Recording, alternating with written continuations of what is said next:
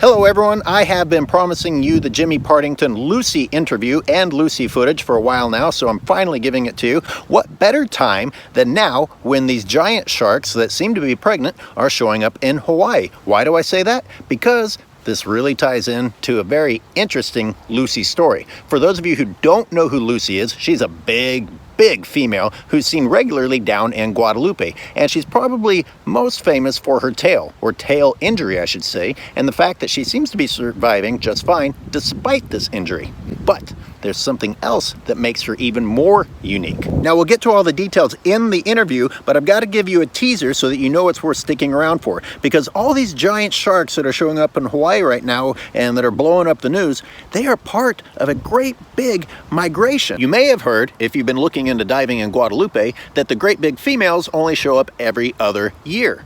And that is, in theory, and it's a pretty good theory, that they are gone during their gestation period on this great big long migration route. Dun dun dun! That really goes hand in hand with why we're seeing great big sharks out in Hawaii that look like they're nearly full term. But not Lucy. Lucy is at Guadalupe every year, or at least almost every year. Someone always sees her or detects her. So why? What is going on with Lucy? Jimmy and I contemplate this, and it's all speculation, but you can't help but speculate because it's fun, it's interesting, and you ask these questions until you actually find out the answer to the questions. And so here we go. We almost forgot to come back to Lucy. What's so different about this big female Lucy from other females? Well, she has a broken tail. So for anybody that doesn't know who Lucy is, she's a 16-foot great white shark who we've seen out here for over 10 years. And the top of her caudal tail is completely snapped.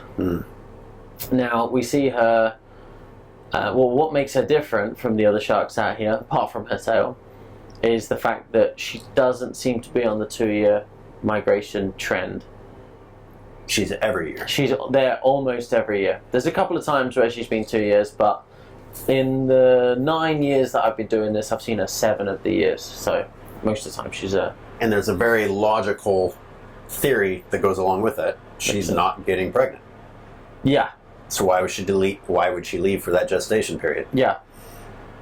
The big question is, why isn't she getting pregnant? I don't know. I mean, is it something to do with the tail? Well, it could be two things with the tail. It has her broken tail affected her behaviour, and has it affected other sharks' behaviour around her? So, I'm not sure.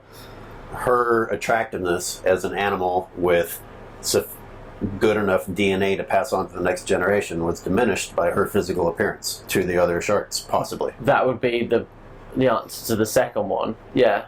Are other sharks just not interested in the poor old girl with her broken tail?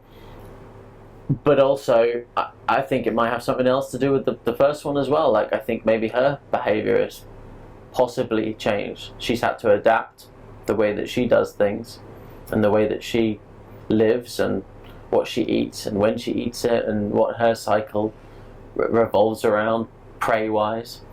Maybe that's had an effect on it as well. I mean, that injury is severe. I'm assuming that was a traumatic experience. Maybe she's not too open to having physical interaction or something like that. Yeah, I'm not sure, but I mean, what causes an injury I don't know. No one knows. She turned up here in 2007 with the injury. So she was a known shark before that. She turned up, she had the injury. It's never recovered, it never will recover.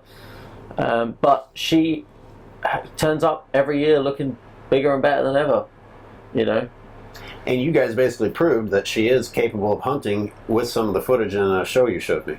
Yeah, so she was filmed by Greg Scomore, who came out here and had a camera that could follow sharks into the deep. And while he was filming these sharks in the deep, other sharks started attacking this camera.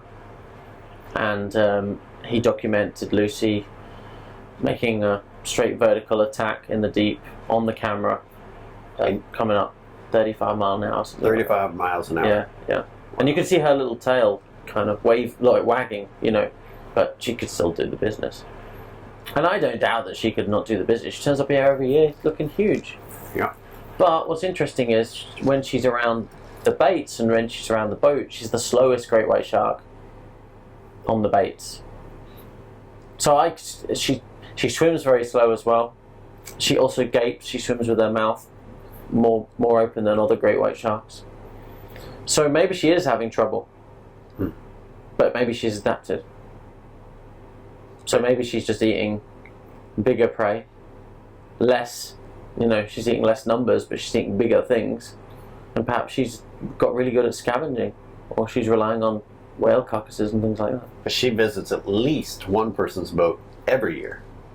Oh yeah, absolutely. There's confirmed sightings. She's a regular. I think all the boats have had her already this year. Something else that just occurred to me while rewatching this interview, and this is complete speculation, but you can't help but wonder, even though she's able to survive locally and is clearly still able to hunt locally, using that tail in a shorter distance, staying local, is a lot different than needing to use that tail to travel for thousands and thousands of miles in round-trip migrations. Every beat counts. The efficiency of every beat of that tail counts. So although Lucy is able to stay alive, this injury may have affected her traveling ability. Or maybe it's just the fact that she isn't getting pregnant and therefore doesn't have that instinctive drive to go on this route. Or maybe it's something that we haven't even thought about, and maybe everything that we've said so far is actually wrong. But it does make her unique, and it's all interesting. Now, you heard me in the interview contemplating some things that might be contributing to Lucy not being selected for mating. And if you have watched nature shows or read, then you find out that it's actually really competitive out there. And the males have to try really hard to get a female to accept them.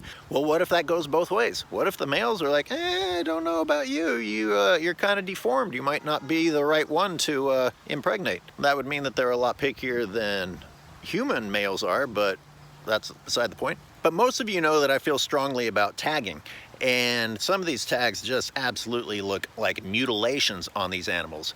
What if, just what if, that's also affecting animals' ability to mate or be selected for mating? I mean, why not? They look like something's wrong with them. Do you agree with any of these theories? Do you have any other theories? Why do you think that Lucy is embarking on the same migration that the other sharks are going on?